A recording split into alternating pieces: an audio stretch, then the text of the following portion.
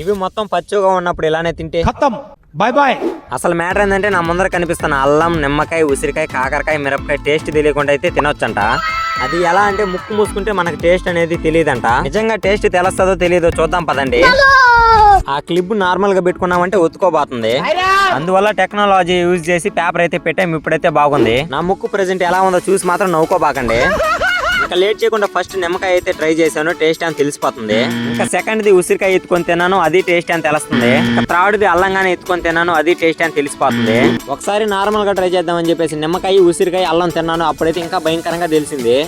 ఇంకా అంత ఆకుండా కాకరకాయ తిన్నాను, అలానే పచ్చిమిరకాయ కానీ తినేసాను. పచ్చిమిరకాయ తిన్న తర్వాత మన పరిస్థితి ఎలా ఉండిందో చూసే లోపల మన వీడియో నచ్చినట్లయితే లైక్ చేసి సబ్స్క్రైబ్ చేసుకోండి. పచ్చిమిరకాయ తిన్న 30 సెకండ్ల తర్వాత మన పరిస్థితి దారుణంగా మారిపోయింది.